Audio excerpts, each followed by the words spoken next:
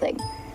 It could well be that we interrupted some kind of hunt, but I think generally when a snake is stretched across the middle of the road, as he was, it's because they're looking for warmth. So as ectotherms, they're reliant on the external temperature to moderate their body temperature. Look at that power. It doesn't look like he's eaten recently. There's no strange bulges that would indicate a recent meal. Now that snake is longer than I am tall. In fact, I'm fairly certain it's longer than Brent is tall. And pure muscle. Look at the way it guides its head forward, holding up its body weight. You can see the slight hood.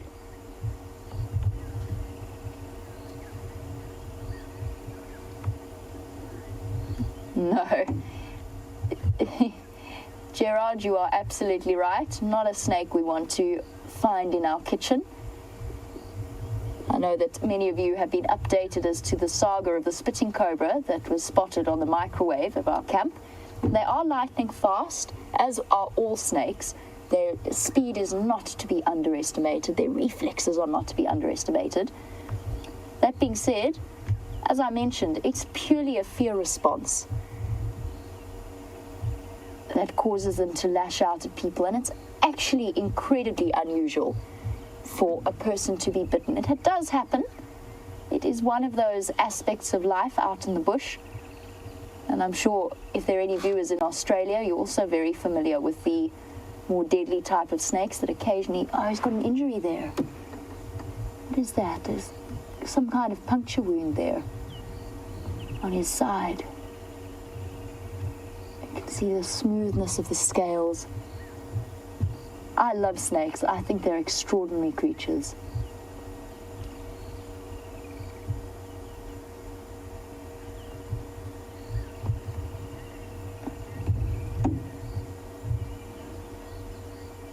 Absolutely, Janet. What?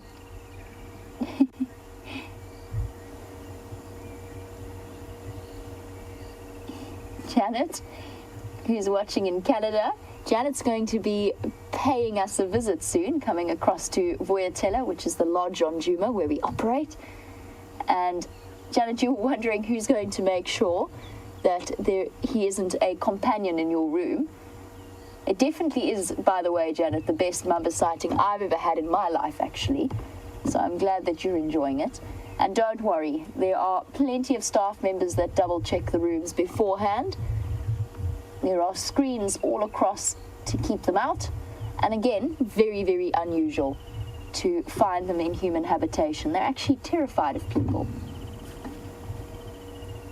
I mean, this is unusual, to see a black mamba of this size. And there you go, Wicked Blue Band.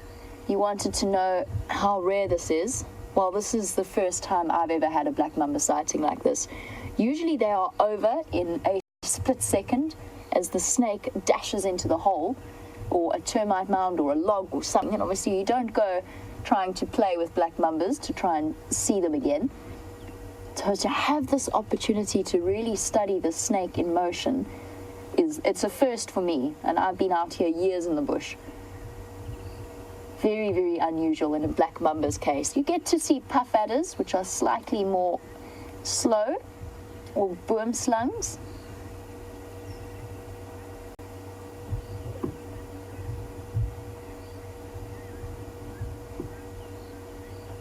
And Susan, you were wondering how far it could lunge if it wanted to.